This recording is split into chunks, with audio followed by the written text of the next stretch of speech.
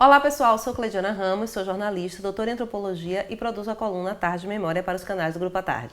Eu sou Priscila Dória, jornalista e repórter do Grupo à Tarde. Nós estamos aqui na seção Cybercultura do Projeto REC. Nessa seção a gente comenta tudo. Filme, websérie, teatro, livro. Um dia a gente tem que comentar comercial. Comerciais também.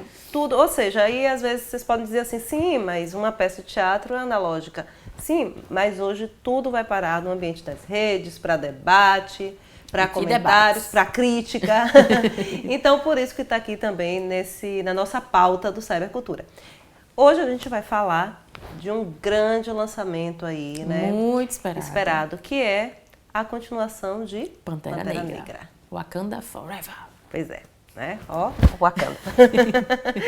Né? O filme, né, Priscila, ele está sendo assim um misto, né, de, digamos assim, uma celebração, um rito de passagem de luto, né? Sim. Porque Chadwick Boseman, né, o grande astro, protagonista, maravilhoso, nos deixou, né, dessa forma repentina por conta de um câncer de intestino.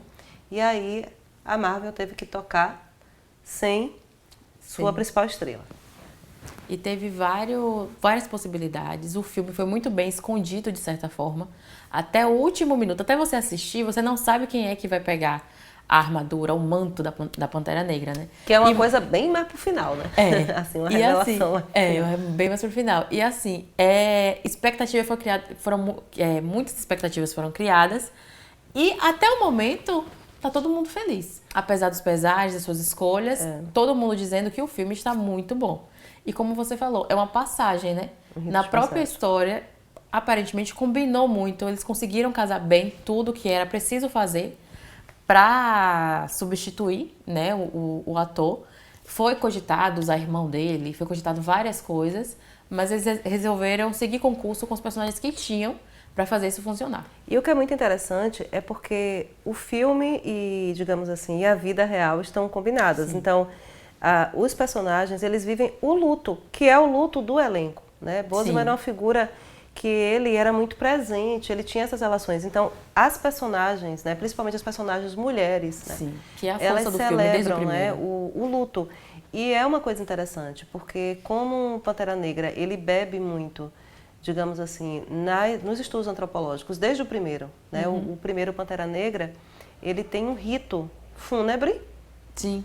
E este rito fúnebre, por exemplo, é muito parecido com a nossa tradição de luto nas religiões de matrizes africanas. Né? Então, muitas das coisas que são feitas naquela cena, né, elas lembram, elas remetem a essas cerimônias rituais que são praticadas aqui, em várias instâncias, digamos assim, dos cultos, né? Então, dos cultos de matrizes africanas, tem cultos específicos, rituais fúnebres específicos. E claro, como tem uma pesquisa extensa ali, essas referências todas com a África Negra, a gente vê muito isso. Então agora também, né, o Pantera Negra traz essa vivência do luto. Né, e várias das atrizes, né, elas dizem isso, foi a forma, de certa forma, de o elenco, né, e toda a produção se despedir dele, né? Então isso é muito interessante como eles levaram essa dor, né, essa tristeza, essa saudade, mas ao mesmo tempo é uma leitura que os povos africanos têm um pouco diferente, né, da nossa leitura, de que a vida continua.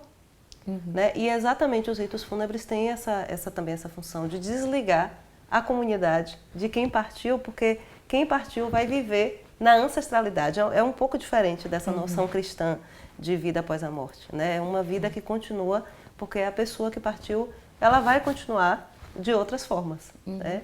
Então é muito bonito que o filme tenha dado toda essa... E não podia ser diferente. E essas homenagens deles, dos atores, né, do elenco, são feitas mesmo fora do filme.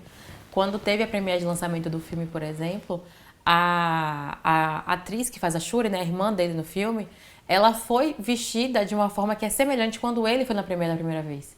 Que era com uns brilhantes por aqui, os anéis, as pulseiras. Então, até nesses pequenos detalhes, eles estão se esforçando. Ó, que a gente está aqui, está fazendo esse filme, mas é um presente, é uma homenagem, é uma celebração a ele. Porque foi uma perda muito forte. Era um ator que estava começando, Pantera Negra estourou a carreira do Chadwick. E ele era era o filme e você gostava dele, eu quando assisti o Vingadores Guerra Civil, que é quando ele aparece pela primeira vez, ali não tinha nenhuma notícia de qual próximo filme seria filme solo. Qual herói teria filme solo naquele momento. E quando eu vi ele lutando no túnel, que ele pula, não sei o que, eu falei, meu Deus, é agora. Porque eu sou, por exemplo, uma pessoa que é apaixonada por esses personagens que lutam no corpo a corpo. Sabe? Que tem poder legal, massa. Mas, por exemplo, eu adoro Mulher Gato. Sim, Essas, sim. assim, que tem essa luta, mas... Então, quando ele apareceu lutando aquelas manobras super... eu achei o máximo. Pois é, outra questão muito interessante desse filme, né, que acho que é um outro aspecto que a gente não pode deixar de destacar, é a presença do príncipe Namor, porque, na verdade, é a entrada dos povos ameríndios.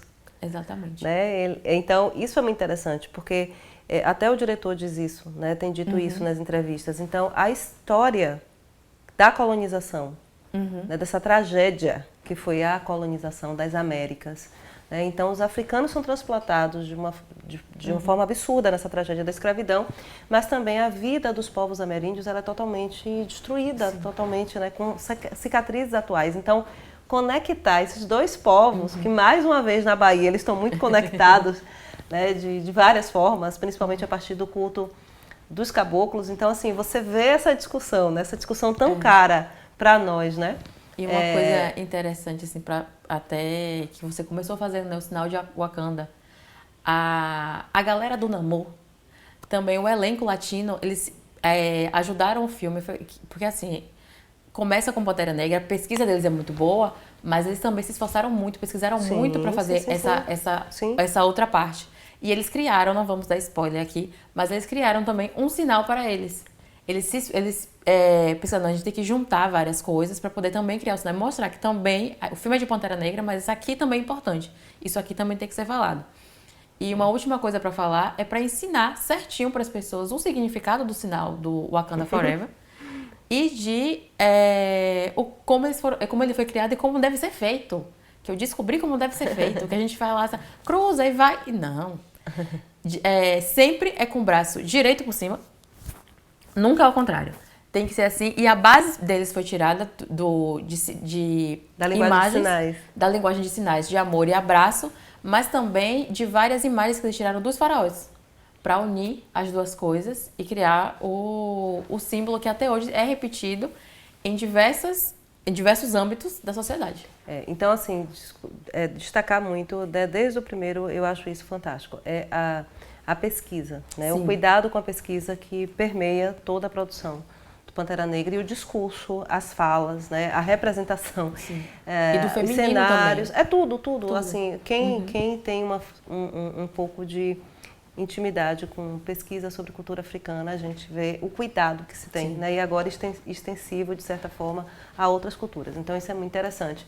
A gente está em todos os cinemas, é a produção do momento, então... E aqui, né, e a gente está aqui para isso, para dar essas sugestões, né, informação qualificada em todas essas áreas. Então, fiquem ligados nos canais do Grupo à Tarde. Muito obrigada, gente, e até a próxima.